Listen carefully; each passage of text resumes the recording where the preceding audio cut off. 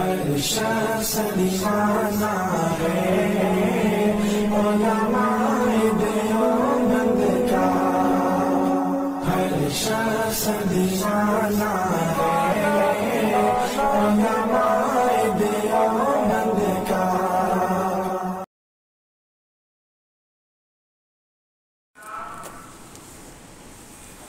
الحمد لله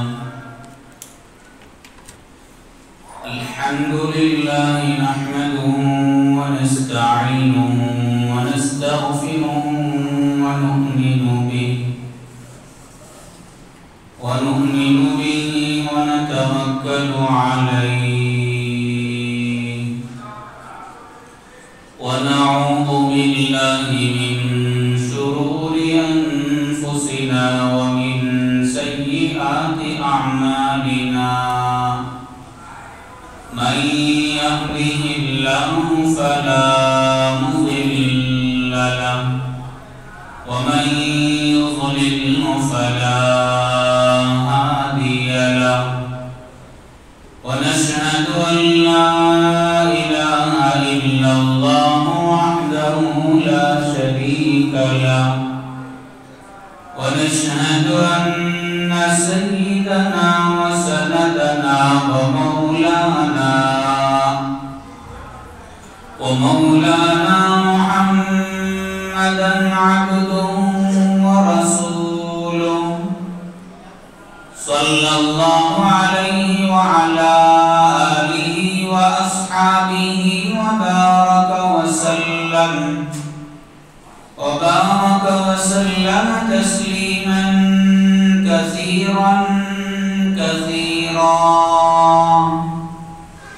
أما بعد، فقد قال النبي صلى الله عليه وسلم: المسلم من سلم المسلمون من لسانه ويده، أو كما قال عليه الصلاة والسلام. اللهم صل على محمد وعلى آل محمد في أول كلامنا. اللهم صل على محمد وعلى آل محمد في أوسط كلامنا. اللهم صل على محمد وعلى آل محمد في آخر كلامنا. میرے معزز بزرگان دین، عزیز نوجوان بھائیوں، گزشتہ جمعہ آپ حضرات کے سامنے ایک عنوان شروع کیا گیا تھا جس کا تذکرہ اللہ کے نبی صلی اللہ علیہ وسلم نے اپنی ایک پیاری اور مختصر سی حدیث میں فرمایا ہے. وہ یہ ہے کہ اچھا انسان بننے کے لیے ہمیں کیا کرنا چاہیے.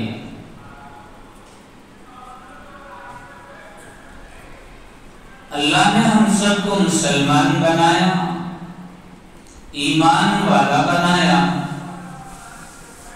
اور دوسری مخلوقات سے ہٹ کر اللہ نے ہمیں بنی آدم بنایا، انسان بنایا.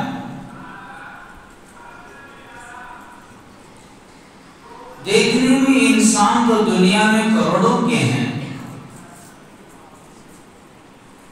مگر کچھ ایسے انسان ہیں جن کی زندگی کے کاموں سے جانور بھی شرماتا ہے.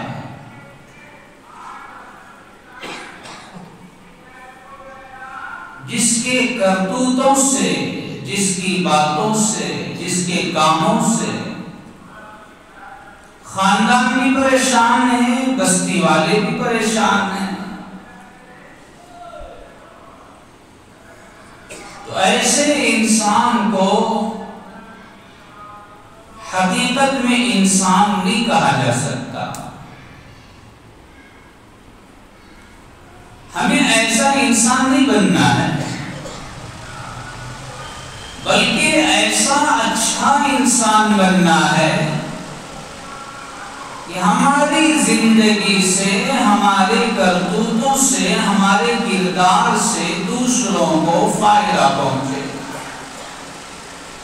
دوسروں کی زندگی بننے کا ذریعہ رہے، دوسروں کے لیے ہماری زندگی نمونہ بن جائے. اسے کہتے ہیں اچھا انسان. یہ اچھا انسان بننے کے لیے کچھ کام ہیں جن کاموں کے کرنے سے اچھا انسان بنیں گے، اچھا انسان کہلائیں گے، لوگوں کو ہماری زندگی سے فائدہ پہنچے گا. کچھ کام میں نے گزشتہ جمعہ آپ حضرات کے سامنے بتائے تھے،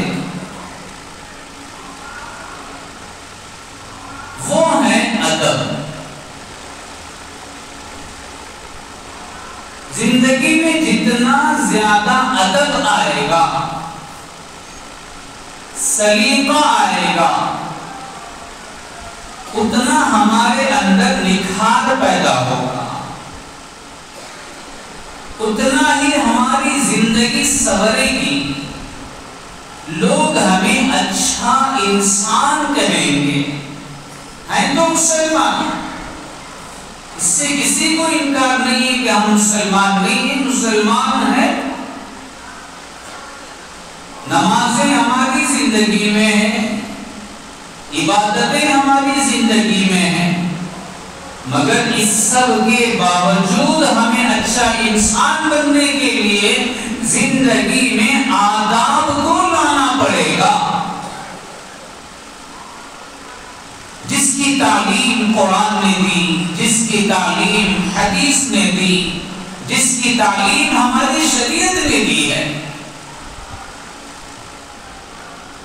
کہنے میں، سننے میں بہت چھوٹی چھوٹی چیزیں ہیں، مگر آج وہ چیزیں ہماری زندگی سے نکل چکی ہیں. ہماری زندگی کے اندر ڈھنگ نہیں ہے، ہمارے کاموں کے اندر ڈھنگ نہیں ہے. وہ ڈھنگ کیسے آئے گا؟ آداب سے آئے گا. ہر کام کا ایک ادب اسلام نے ہم کو سکھایا. گزشتہ جمعہ میں نے آپ حضرات کے سامنے یہ بات بتائی تھی کہ انسان جو باتیں کرتا ہے، زبان سے جو الفاظ نکالتا ہے، وہ الفاظ کے بدلنے سے اس کا نتیجہ بدلتا ہے. الفاظ کے چینج ہونے سے سامنے والے پر اس کا اثر پڑتا ہے. اس لیے ہمیں اچھے الفاظ استعمال کرنا چاہیے. حضرت صحابہ رضوان اللہ علیہم اجمعین نے اللہ کے نبی صلی اللہ علیہ وسلم کی صحبت میں، آپ کی مجلسوں میں بیٹھ کر کیا کیا سیکھا تھا. بولنے کا سلیقہ حضرت صحابہ نے سیکھا تھا.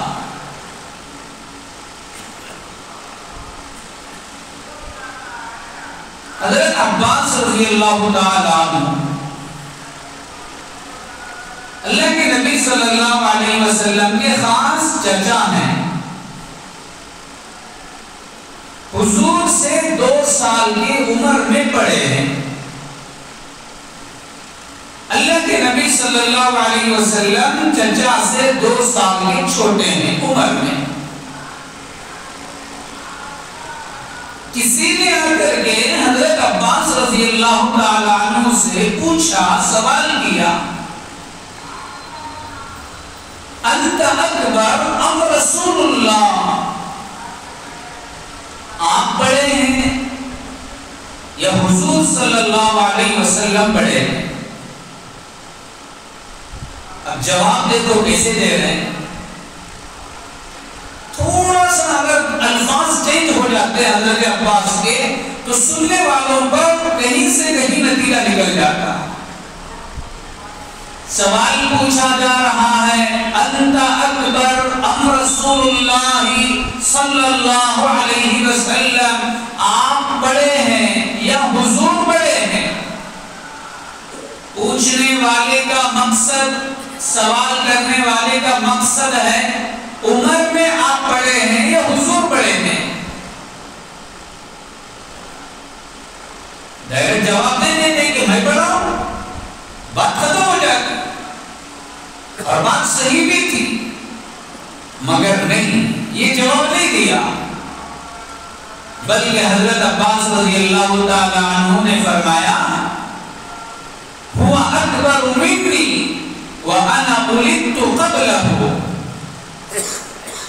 حضور میرے سے بڑے ہیں اگرچہ پیدائش میری حضور سے پہلے ہوئی.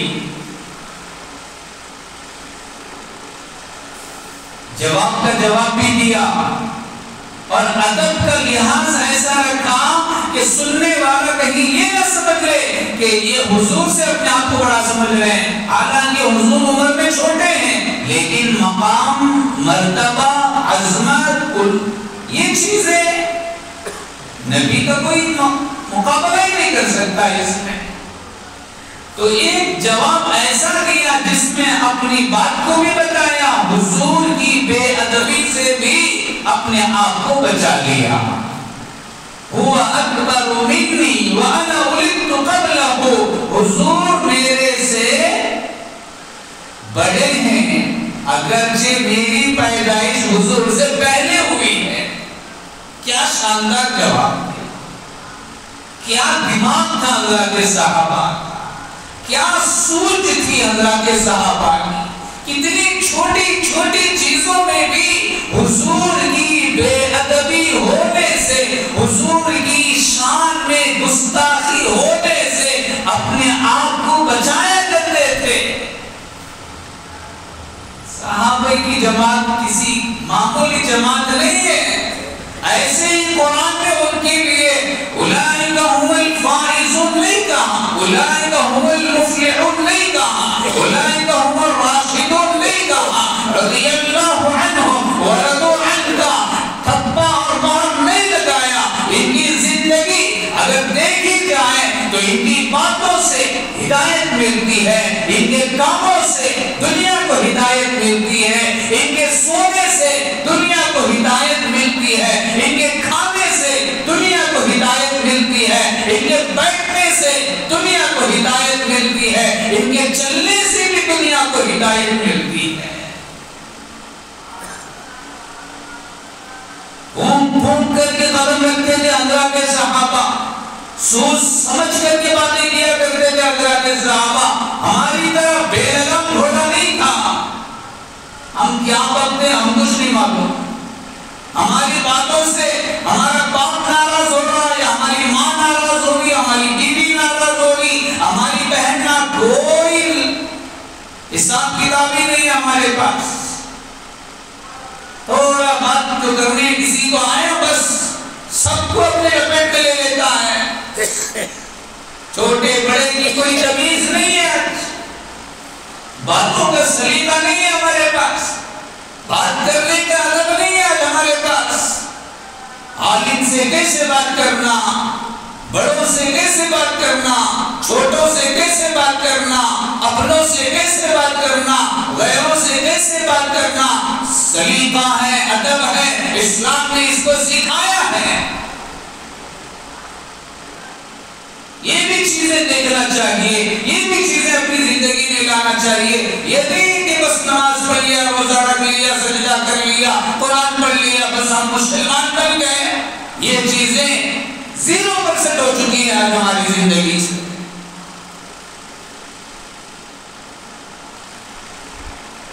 قرآن کریم میں ایک اور ادب سکھایا گیا.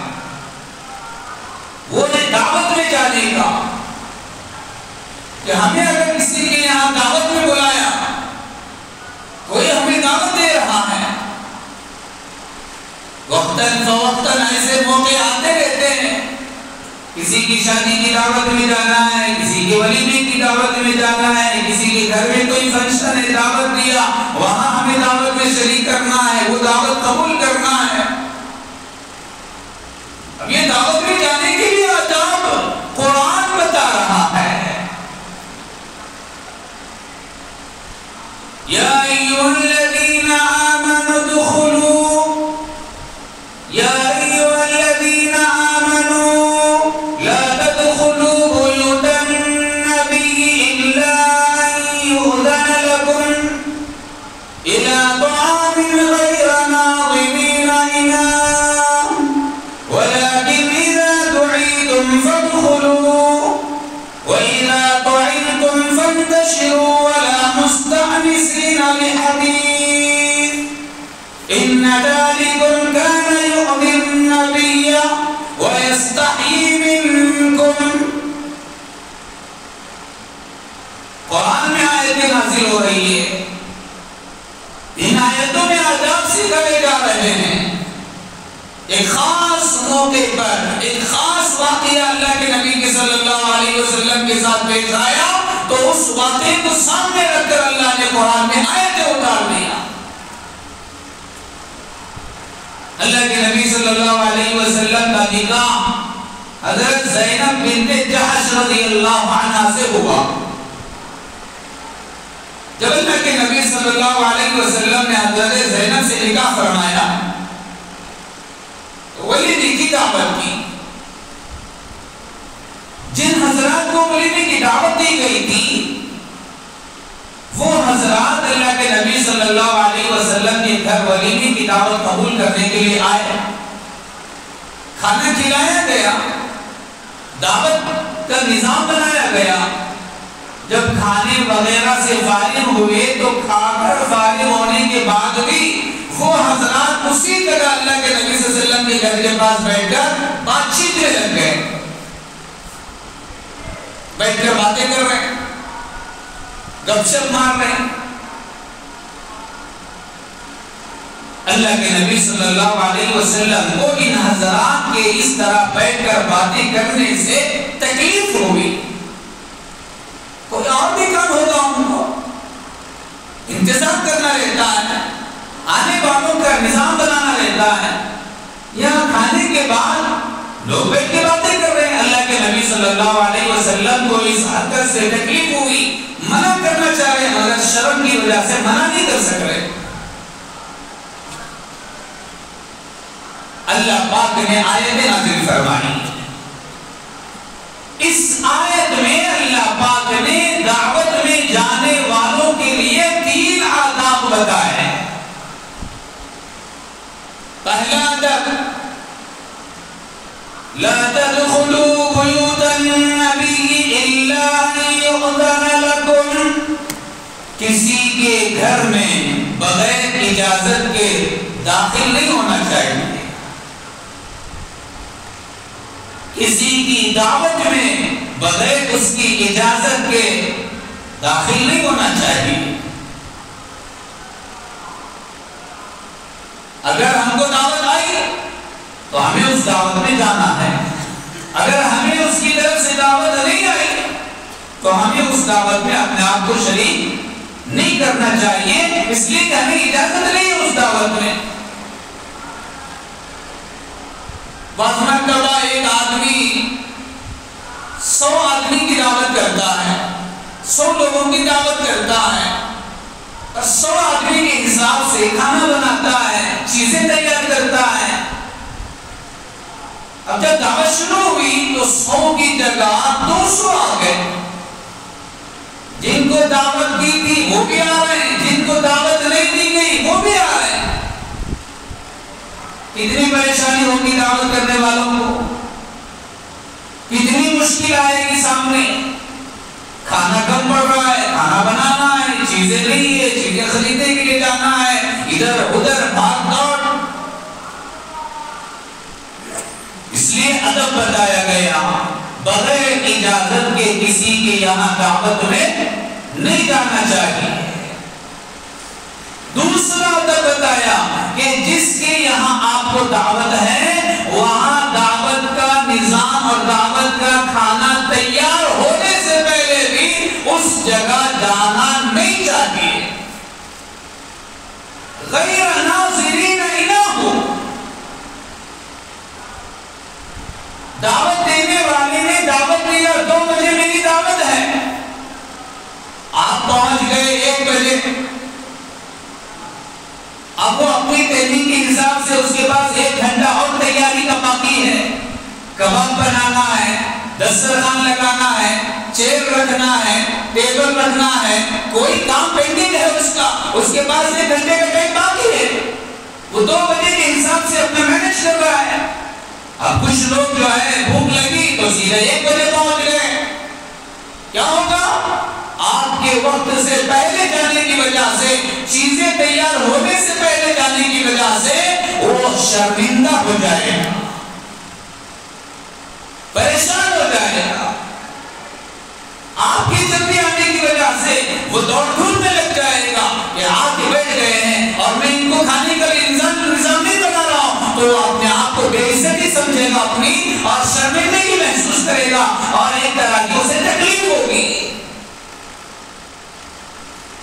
جب کھانا تیار ہو گیا تب پہنچے، جب نظام تیار ہو گیا تب ہم کو پہنچنا چاہیے، وقت سے پہلے ہی جا کر نہیں بیٹھنا چاہیے۔ تیسرا ادب، وَإِذَا طَعِمْتُمْ فَانْتَشِرُوا، دعوت میں گئے، کھانا لا کے رکھا گیا، دسترخوان لگایا گیا، ساری چیزیں تیار ہو گئی، کھانے کے لیے بیٹھے، کھانے سے فارغ ہو کر ہاتھ دھوئے، سیدھا اپنے گھروں کو نکل جائیں۔ کھانے کے بعد بھی وہیں بیٹھے رہنا، کھانے کے بعد بھی وہیں کھڑے رہنا، کھانے کے بعد بھی وہی میٹنگیں جماتے رہنا، اس سے دعوت والوں کو تکلیف ہوگی، انتظام کرنے میں تکلیف ہوگی، دوسرے لوگوں کا انتظام کرنے میں تکلیف ہوگی۔ آپ باتیں کرتے بیٹھے ہیں، اسے کچھ کام ہے، کہیں اسے جانا ہے، آپ کی وجہ سے وہ اپنا کام رکا ہوا ہے اس کا۔ یہ چیزیں سننے میں، دیکھنے میں چھوٹی چھوٹی ہے، مگر یہ عمل میں آ جائے تو ہمارا معاشرہ ایک اچھا معاشرہ بن جائے گا، بہترین معاشرہ بن جائے گا، سلیقہ مند معاشرہ اور ہمارا سسٹم بن جائے گا۔ لیکن یہ نہ ہونے کی وجہ سے ہر جگہ پریشانیاں ہی پریشانیاں پیش آتی ہیں۔ یہ قرآن کا بتایا ہوا ادب ہے، یہ قرآن کا سکھایا ہوا ادب ہے۔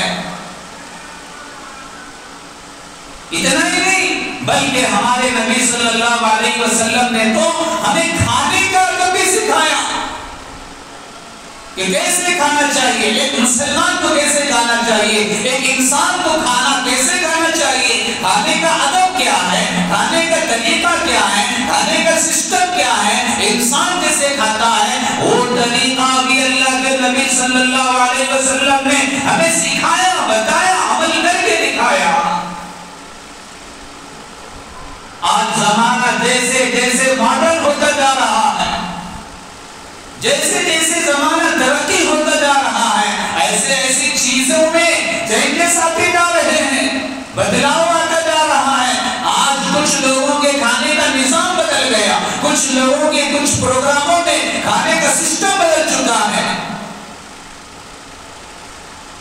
پروگراموں میں آج کل کھانے کا ایک سسٹم جسے انگریزی میں کہتے ہیں بفے سسٹم، کیا ہے؟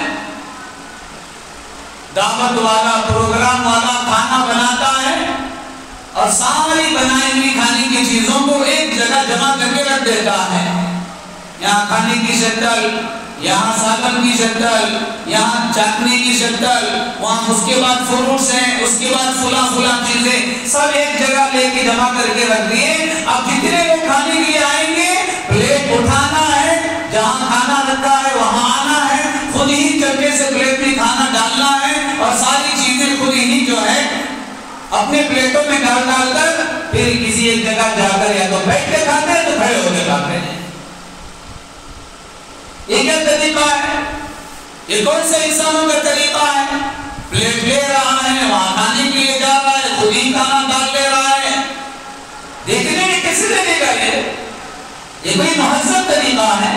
یہ کوئی تہذیب والے کا لوگوں کا طریقہ ہے؟ یہ کوئی شریف لوگوں کا طریقہ ہے؟ یہ کوئی انسانیت کا طریقہ ہے؟ کھڑے کھڑے جو جانور کھا لیتے ہیں. اسلام میں کھانے کے طریقہ ہمیں کیا سکھایا؟ جب بھی کسی کو کھانا ہے تو سب سے پہلے اسے ہاتھ دھونا ہے. یہ سائنس بھی کہتی ہے کہ بغیر ہاتھ دھوئے کوئی بھی کھانے کی چیز منہ میں نہ ڈالو.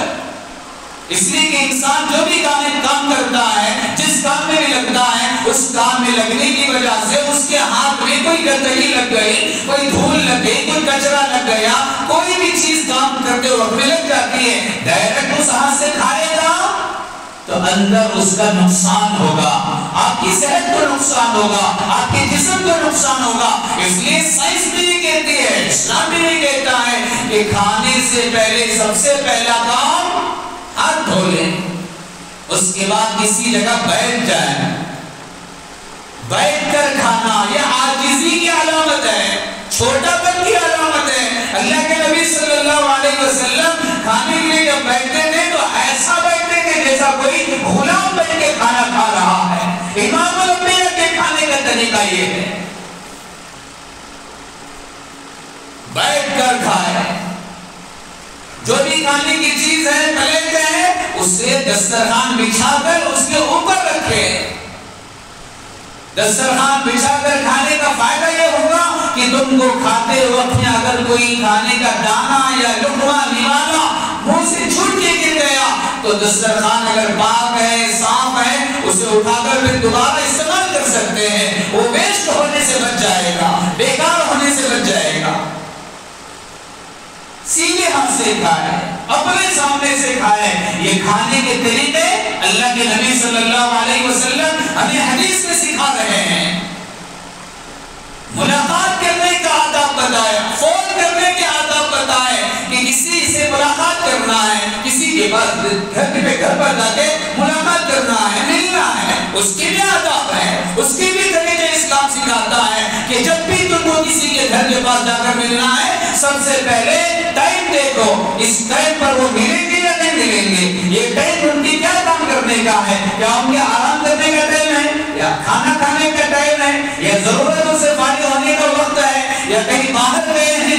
وقت نہ ساتھ، کوئی 10 بجے آگے گھر پہ بیل بجا رہا ہے، کوئی 12 بجے آگے بیل بجا رہا ہے، کوئی دوپہر میں کھا کے سوئے، طبیعت خراب ہے، آگے بیل بجا رہا ہے. تکلیف نہیں ہوگی گھر والوں کو؟ وقت دیکھنا چاہیے، ٹائمنگ دیکھنا چاہیے. ملاقات کے بھی آداب ہیں. فون کرنا ہے کسی کو، فون کرنے کی بھی آداب شریعت کے اسلام نے ہمیں بتائے کہ کس وقت میں ہمیں فون کرنے سے ان سے بات ہو سکتی ہے. وہ فون ہمارا ریسیو کر سکتے ہیں، وہ ہمارے فون اٹھا کر کے ہمیں جواب دے سکتے ہیں. وہ ٹائمنگ بھی ہمیں دے کر کے فون کرنا چاہیے. بہت سے لوگ نماز میں کھڑے ہیں، امام صاحب نماز پڑھا رہے ہیں، یہاں قرآن کی تلاوت ہو رہی ہے، قرات ہو رہی ہے، اور پیچھے جو مصلی کھڑے ہیں فون بج رہا ہے. اور فونوں کے رنگ ٹون ماشاءاللہ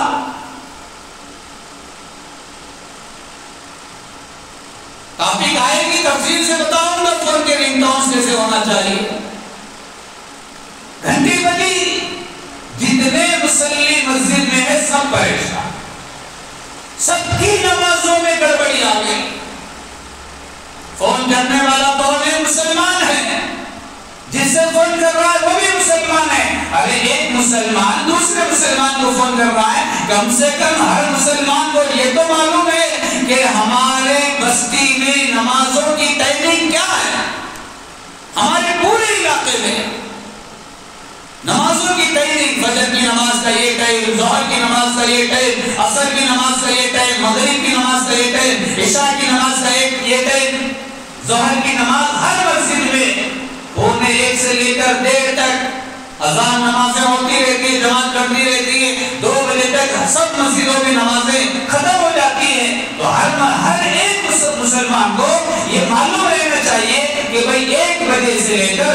بجے تک ظہر کی نماز کا ٹائم ہے، اس ٹائم پر مجھے کسی سے فون نہیں کرنا چاہیے. سامنے والا جسے فون کر رہے وہ نمازی ہو کہ نہ ہو، گمان تو ہمارا اچھا رکھنا چاہیے. آپ نے دوست کو فون کیا، وہ نماز نہیں پڑھتا، اسے نماز پڑھنے کی پابندی نہیں ہے، اتفاق سے اس دن نماز کے لیے آگے مصلی پہ کھڑا ہے، امام کے پیچھے رکعت باندھا، آپ نے فون کر دیا، اب وہ سرنڈر کیا ہے. سونے کے ٹائم پر فون ہو رہا ہے، کھانے کے ٹائم پر فون آ رہا ہے، بیت الخلاء میں بیٹھا ہے کوئی فون آ رہا ہے. ٹائمنگ دیکھنا. ایک مرتبہ کوئی اگر فون نہیں اٹھایا تو سمجھ کرنا کہ کسی کام میں ہے. 10 منٹ کا وقفہ نہیں اٹھا، پچھچ پھر نہیں اٹھا، اس کے بعد پچھچ خیری کر کے چھوڑوں گا جب تک نہیں اٹھایا. اللہ نے دماغ دیا، عقل دیا، کوئی بھی جان بوجھ کر فون نہیں اٹھاوا. کوئی اگر کرتا ہے تو وہ غلط ہے.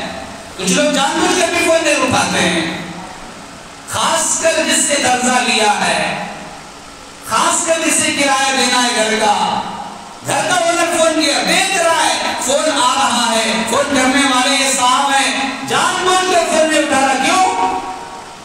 فون اٹھایا تو گرفتاری، اٹھانے کا شرط ہو. یہ صحیح طریقہ نہیں ہے. لیکن ایسے لوگ سب نہیں رہتے، کوئی ہوں گے. لیکن جنرل بات یہ کر رہا ہوں کہ کوئی بھی کسی کو فون کرے، ایک بار ہمارا فون کوئی ریسیو نہیں کر رہا ہے تو کچھ دیر کے لیے چھوڑ دینا چاہیے، 10 منٹ 15 منٹ، اس کے بعد پھر دوبارہ کوشش کرنی چاہیے. اور اٹھائے تو بہت اچھی بات ہے. یہ آداب ہیں جو شریعت ہمیں سکھا رہی ہے. ہم نے کیا سمجھ لیا؟ شریعت نے ہم کو صرف نماز سکھایا، شریعت نے ہم کو صرف سجدہ کرنا سکھایا، شریعت نے ہم کو صرف روزہ رکھنا سکھایا، حج کرنا سکھایا. انسان ہے، انسان کے لیے قدم قدم پر ضرورت پڑتی ہے شریعت کی رہبری کی. شریعت نے، قرآن نے، حدیث نے ہر چیز کی تعلیم ہم کو دی ہے تاکہ اس کے اٹھنے سے، اس کے بیٹھنے سے سامنے والے کو اسلام کا پیغام جائے.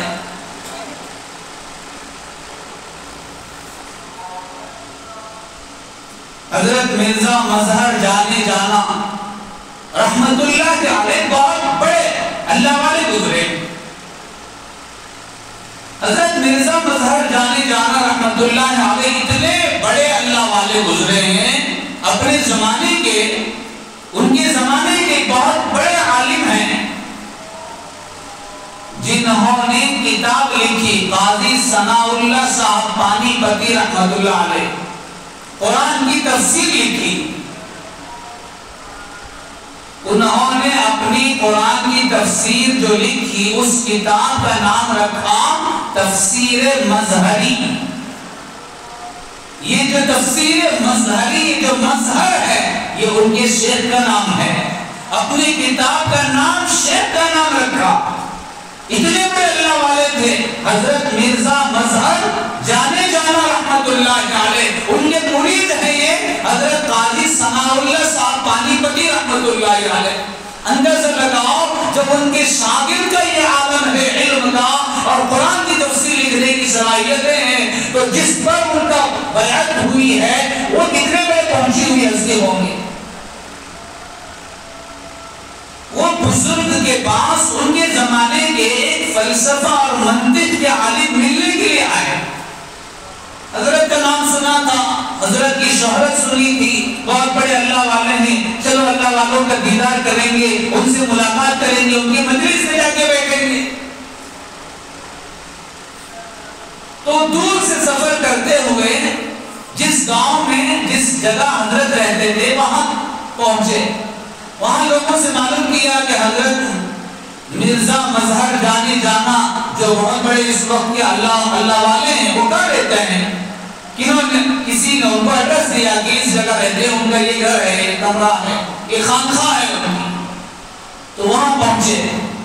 یہ عالم صاحب جب پہنچے جس کمرے میں حضرت بیٹھے ہوئے تھے اس کمرے میں داخل ہوتے وقت میں سلام کر کے اندر قدم رکھا تو حضرت نے ان کو دیکھ کر سلام کا جواب دیا. فوراً کہا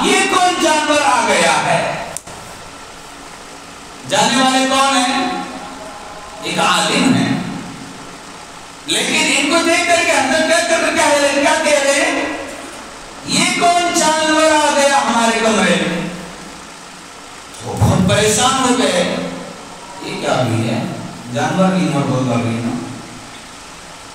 لیکن اللہ والوں کی باتوں سے کوئی ناراض بھی نہیں ہوتا تھا اس زمانے میں۔ اللہ والے گالی بھی دیتے، ڈانٹتے، تنبیہ کرتے، الٹاتے، تب بھی سامنے والے پر اس کا اثر نہیں پڑتا، اس لیے کہ آنے والا اپنی اصلاح کی نیت سے آتا تھا۔ اللہ والوں کے ہر بات میں ہمارے لیے ایک سبق ہوتا ہے۔ تو حضرت نے ان کو ڈانٹتے ہوئے کہا یہ کون جانور آ گیا ہمارے پاس؟ تو گھبرا کر فوراً باہر نکل گئے کمرے سے۔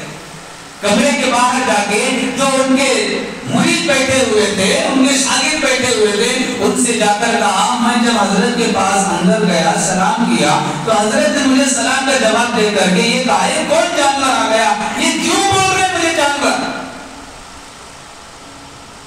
تو حضرت کے شاگرد حضرت کے مزاج سے اچھی طرح واقف تھے، ان کے حلیے کو، ان کے چہرے کو، ان کے کپڑوں کو دیکھ کے شاگرد کہنے لگے تمہاری داڑھی، تمہارے سر کے بالوں کو دیکھ کر حضرت نے تم کو جانور کہا۔ وہ جو عالم صاحب ملنے کے لیے آئے تھے ان کی داڑھی بہت گھنی تھی، اور کوئی بال ادھر، کوئی بال ادھر، کوئی بڑا، کوئی چھوٹا، سر کے بال کوئی ادھر، کوئی ادھر، ایسا لگ رہا تھا کئی دنوں سے تیل نہیں لگا، کنگھی نہیں کیا۔ کچھ لوگ آدمی واقعی پیسے ملیں گے آپ کو، اپنا جسم کا خیال ہی نہیں ہے ان کو، اپنے بالوں کو کیسے رکھنا، اپنی داڑھی کو کیسے رکھنا ادب بتایا گیا ہے۔ داڑھی میں ایک دن چھوڑ کر ایک دن تیل لگانا چاہیے، ایک دن چھوڑ کر ایک دن کنگھی کرنا چاہیے، اس کی بھی دیکھ بھال کرنا ہے۔ یہ کوئی کھیت نہیں ہے، یہ کوئی جھاڑ نہیں ہے، جنگل نہیں ہے، اس کی دیکھ بھال کرنا ہے، یہ حق ہے داڑھی کا۔ سر کے بعد کوئی چھوڑا ہے، ایسے ہی نہیں کہ ایک ہفتہ گزر رہا ہے، کوئی تیل نہیں لگا رہا، کنگھی نہیں کر رہا، ایسے ہی پھر رہا ہے، دیکھنے والا کیا سمجھے گا؟ کیا اثر پڑے گا سامنے والے پر؟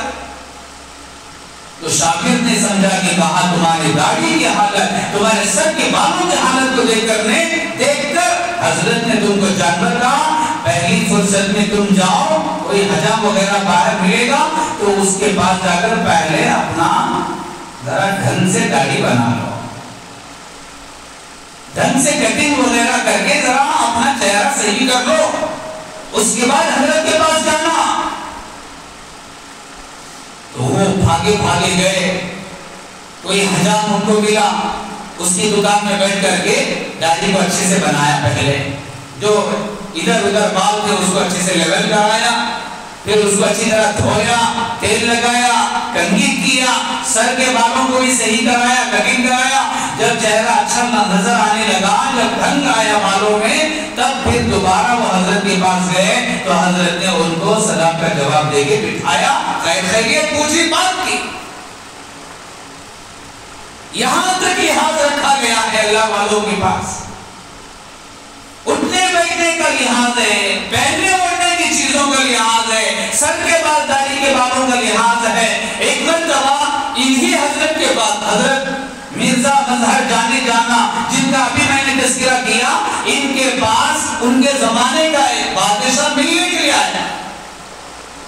حضرت کا نام ہم نے بہت سنا، اللہ والے ہیں، چلو جا کے ملاقات کر کے آئیں گے۔ کون آ رہا ہے ملنے کے لیے؟ وقت کا بادشاہ ملنے کے لیے آیا۔ اتفاق سے جس وقت بادشاہ ان سے ملنے کے لیے آیا، اس وقت حضرت اپنی خانقاہ میں کمرے میں اکیلے تھے، نہ کوئی خادم، نہ کوئی خلیفہ، نہ کوئی شاگرد، اکیلے ہیں۔ بڑھاپے کا زمانہ ہے، بڑھاپے کی عمر ہے حضرت کی، چلنے پھرنے کی طاقت نہیں ہے، بس ایک جگہ بیٹھے ہوئے ہیں۔ جب بادشاہ سلامت ملنے کے لیے آئے، بات چیت ہوئی، بات کرتے کرتے بادشاہ نے حضرت سے کہا، حضرت پیاس لگی ہے، پانی ہو تو دے دیجیے، پینے کا پانی ہو تو دے دیجیے، پیاس لگ رہی ہے۔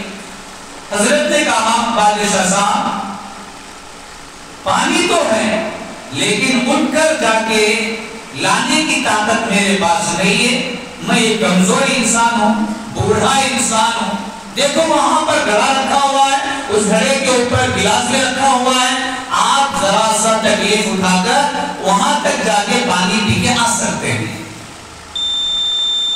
بادشاہ اٹھا اور جا کر کے جس جگہ پانی کا گھڑا رکھا ہوا تھا اس گھڑے کے اوپر کا گلاس لے کر پانی پیا، اور پانی پی کر حضرت نے جیسے گلاس رکھا تھا ویسے گلاس بادشاہ نے نہیں رکھا، بلکہ ذرا سے بدل کر تیرے انداز سے گلاس رکھ کے بادشاہ اپنی جگہ آگے بیٹھ گیا۔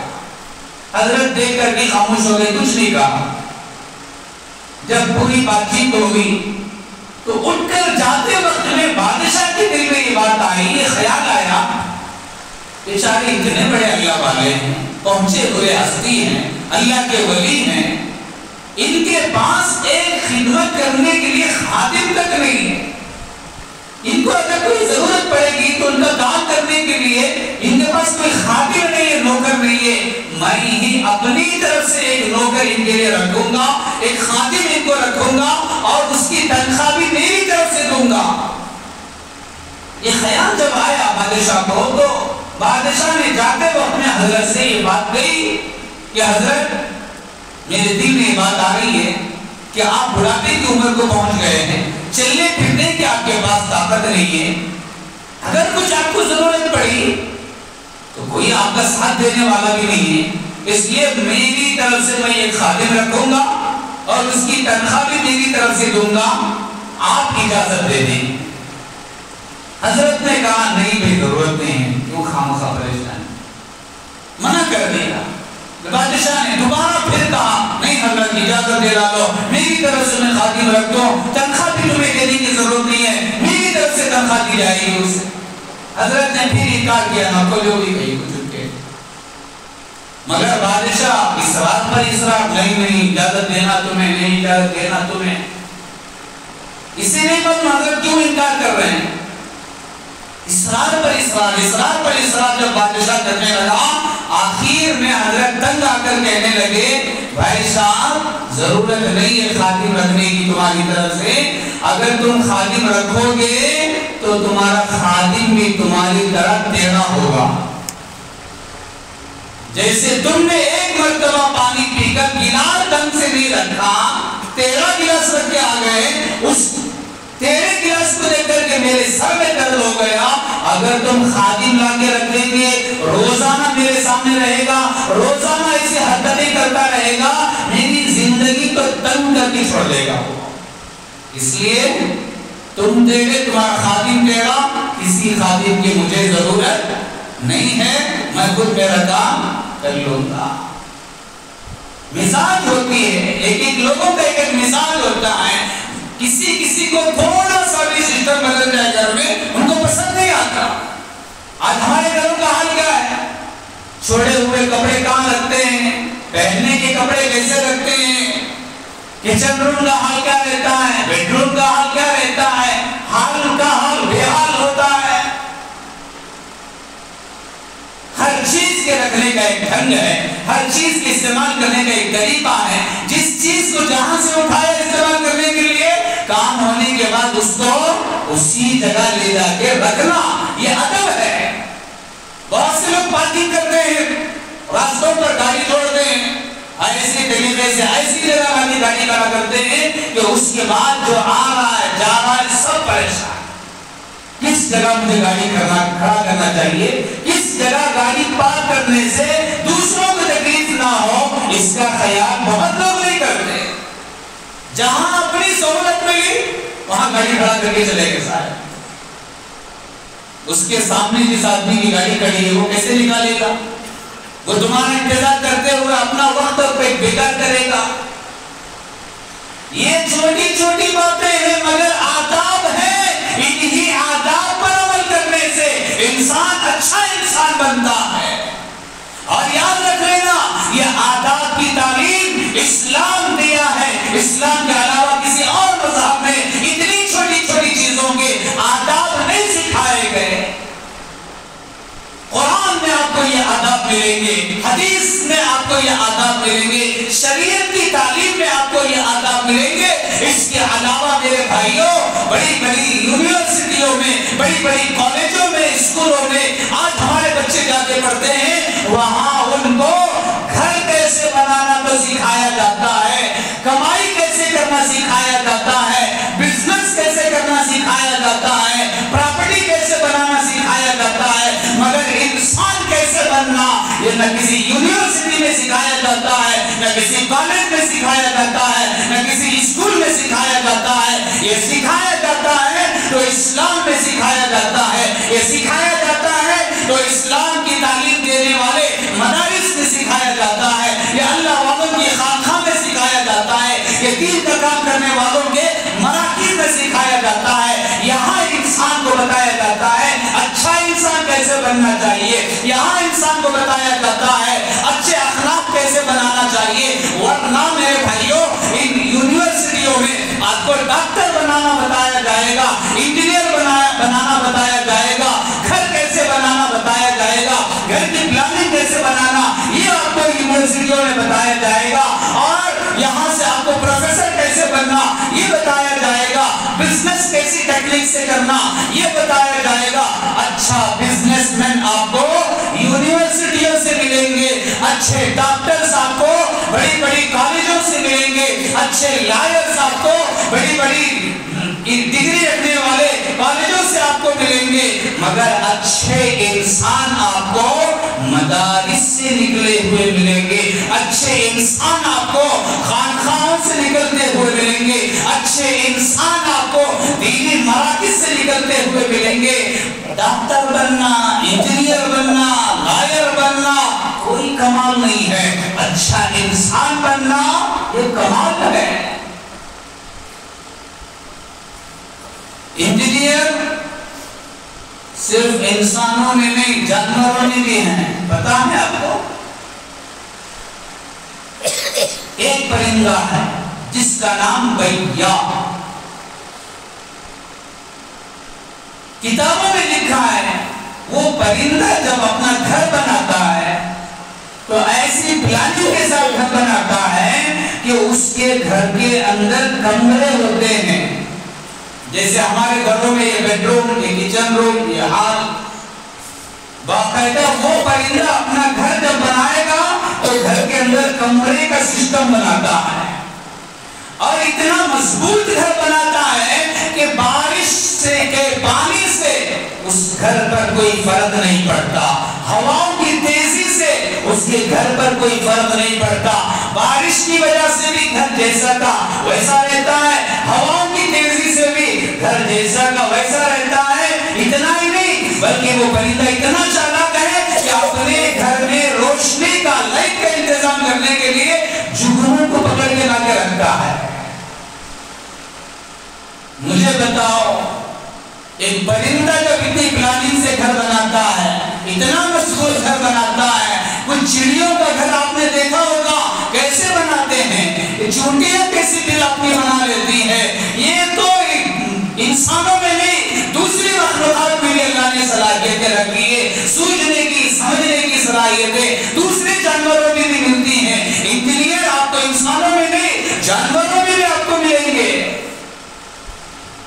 حضرت مولانا قاری طیب صاحب رحمت اللہ علیہ دارالعلوم دیوبند کے محتمم تھے زمانے کے، حضرت نے ایک واقعہ لکھا ہے کہ بندروں میں بھی ڈاکٹرز ہوتے ہیں۔ یہ واقعہ بڑا مزیدار ہے اور اس گاؤں پر بہت فٹ ہوتا ہے۔ ایک گاؤں میں بے حساب بندر، ہر گھر پہ، ہر کھار پہ، ہر گلی میں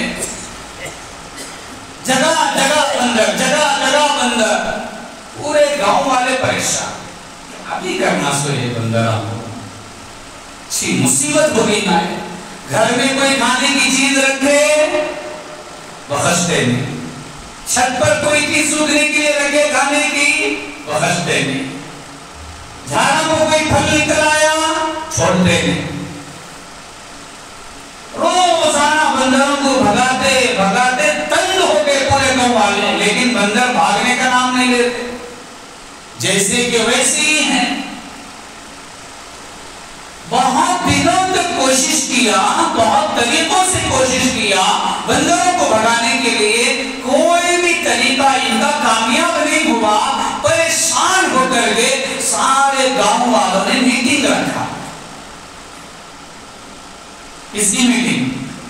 بندر کیسے بھگانا، یہ ٹاپک پر میٹنگ۔ سارے گاؤں کے سمجھدار لوگ بیٹھے، عقل مند لوگ بیٹھے اور بیٹھ کر کے مشورہ کیا، بولو بھئی کس کی کیا رائے ہے؟ بندروں سے تو بہت پریشان ہو گئے، ہر گھر، ہر دکان، ہمارا باغ، ہمارے کھیت اور ہمارے جھاڑ سب اجاڑ کر کے رکھ دیے ہیں، کسی طرح بندروں کو گاؤں سے باہر بھگانا ہے، اس کے لیے کیا ٹیکنیک استعمال کر سکتے ہیں؟ کسی نے کوئی رائے دی، کسی نے کوئی رائے دی، کسی نے کوئی رائے دی۔ ایک بہت بڑے عقل مند اٹھ کر کے، سمجھدار اٹھ کر کے اپنی یہ رائے دی کہ میری رائے یہ ہے بندروں کو بھگانے کے لیے بہت ساری روٹیاں بنائی جائیں، 100 200 500 جتنے بندر ہیں اس سے ڈبل روٹیاں۔ ان روٹی کے آٹے میں زہر ملا دیا گیا اور پوری روٹیاں بنا کر، کچھ روٹیاں چھت کے اوپر، کچھ روٹیاں باغ کے اندر، کچھ روٹیاں دکانوں کے پاس، کچھ روٹیاں سڑک پر، پورا گاؤں پھیلا کے چھوڑ دیں۔ جب بندر آئیں گے، روٹی کھائیں گے، فنش، کام تمام، راحت مل جائے گی ہم کو، سکون سے رہیں گے پھر ہم گھروں کے اندر، کسی کا کوئی ٹینشن نہیں رہے گا، سب ایک ساتھ کھائیں گے، ایک ساتھ مر جائیں گے۔ سب نے کہا ڈن، بہت اچھی رائے ہے، کریں گے۔ چنانچہ کئی روٹیاں بنانے کی پلاننگ کی گئی اور روٹیوں کو تیار کیا گیا، ان روٹیوں کے اندر زہر ملایا گیا اور مشورے کے مطابق وہ ساری روٹیاں گھروں کی چھتوں پر، دکانوں پر، باغوں کے اندر، جہاں جہاں جگہ تھی سب ڈال کے چھوڑ دی۔ صبح میں جب بندر نکلے اپنی اپنی جگہ سے، جب بستی میں آئے تو دیکھا پوری کی پوری بستی روٹیوں سے بھری ہوئی ہے۔ اتنی روٹیاں کا حصہ۔ ایک وقت تھا گھر میں رکھے سو چیزاں اٹھانے کے تو مار مار کو بھیجتے تھے، دکانوں کی چیزاں لینے کے تو ایسے مارا مارتے لال لال ہو جاتے ہیں، باغوں میں تو گھسنے نہیں دیتے تھے۔ ان کو اتنی ہمدردی کب سے آ گئی ہمارے لیے؟ ہمارے سے اتنی محبت کب سے ہو گئی گاؤں والوں کو؟ نہیں، کچھ تو گڑبڑ ہے، نہیں ہے تو یہ سب محبت کی نشانی نہیں ہے، یہ سب ہمدردی کی نشانی نہیں ہے، کچھ تو گڑبڑ ہے، اس کے پیچھے ایک راز ہے۔ چنانچہ سب بندر الرٹ ہو گئے اور اپنی جگہ کھڑے رہ گئے۔ اس میں سے 2-4 بندر سامنے آئے، جہاں جہاں روٹیاں رکھی تھی ان روٹیوں کو لے کر سونگا تو ان کو بو آئی، عجیب قسم کی بو آئی۔ سمجھ گئے کہ اس کے اندر کیا ملا رکھا ہے۔ وہ 2-4 بندر اپنے پورے بندروں کے پاس واپس آئے اور آگے کہا چلو سب واپس۔ چنانچہ پورے بندر واپس چلے گئے، ایک بندر نے بھی ایک روٹی تک ہاتھ نہیں لگائی۔ گاؤں والے تماشا دیکھ رہے ہیں، بندر آ رہے ہیں، اب کھائیں گے، اب مریں گے، اب ہمارا پلان کامیاب ہوگا، مگر دیکھتے ہی دیکھتے تھوڑی دیر میں سارے بندر روٹیوں کو جیسی تھی ویسی چھوڑ کر کے واپس نکل گئے۔ تو گاؤں والے پریشان، یہ کیا بھی، یہ بھی پلاننگ فیل ہو گئی ہماری، روٹیاں بنانے تو پیسہ خرچ کر رہے ہیں، اتنی دماغ لگا کر عقل لگا کر پلان بنائے تھے مگر سب بیکار ہو گیا۔ ابھی یہ باتیں چل رہی تھی، 10 منٹ کے اندر پورے کے پورے بندر دوبارہ آ گئے۔ دوبارہ آئے تو دوبارہ جب بندر روٹیوں کے پاس آ رہے تھے تو ان کے ایک ہاتھ میں کچھ پتا تھا، ہر ایک بندر کے ہاتھ میں ایک پتا، چنانچہ وہ پتا ہر بندر روٹی کے پاس لے کر آیا، ایک ہاتھ سے روٹی پکڑا، ایک نوالا روٹی کا، ایک نوالا پتے کا، ایک نوالا روٹی کا، ایک نوالا پتے کا، اس طرح سارے بندروں نے ساری روٹیوں کو کھا کے ختم کر دیا، مگر جیسے کہ ویسے ہی باقی رہے۔ حضرت نے لکھا یہ جو 4 بندر سامنے گئے تھے یہ ٹیسٹ کرنے والے ڈاکٹر تھے، یہ کیا ہے اس کے اندر ریزن، ان کو پتا چلا اس کے اندر زہر ہے، اس زہر کا توڑ وہ جھاڑ کا پتا، اور ڈاکٹروں نے جا کے بتا دیا دوسرے سب کو کہ اس کا علاج یہ ہے، تم لے جا کے فلاں جھاڑ کے پاس پتا توڑ لو اور آ کے بھوک تو کیسی بھی لگی ہے چھوڑنا تو نہیں ہے، بریانی کھاتے رہو، کولڈ ڈرنکس پیتے رہو، نو ٹینشن، ہضم کا ہضم بھی ہو جائے گا، دعوت کی ہو جائے گی۔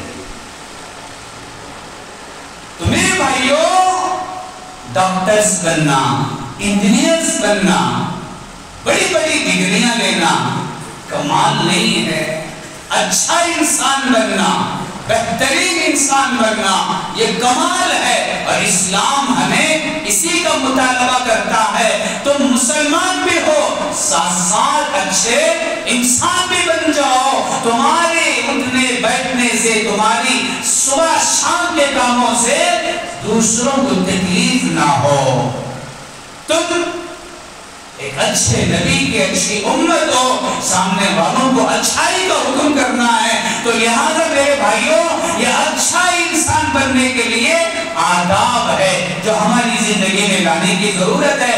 اللہ تبارک و تعالیٰ سے دعا کریں اللہ پاک ہمیں اسلام کی ان بہترین تعلیمات کو اپنانے کی توفیق عطا فرمائے، ان کو اپنی زندگی میں لانے کی توفیق عطا فرمائے، اور یہ ساری چیزیں انشاءاللہ ہماری زندگی میں آئیں گی، ہمارے گھروں میں رونق آئے گی، ہمارے بستی میں، ہمارے محلے میں، ہمارے علاقے میں ہمارا پورا کلچر ایک اچھا کلچر ہو جائے گا، کسی کو کسی سے کوئی شکایت نہیں رہے گی، کسی سے کسی کو کوئی تکلیف نہیں ہوگی۔ اس لیے اللہ تبارک و تعالیٰ سے دعا کریں اللہ ہم سب کو اسلام کی ایک بہترین تعلیمات پر عمل کرنے کی توفیق عطا فرمائے۔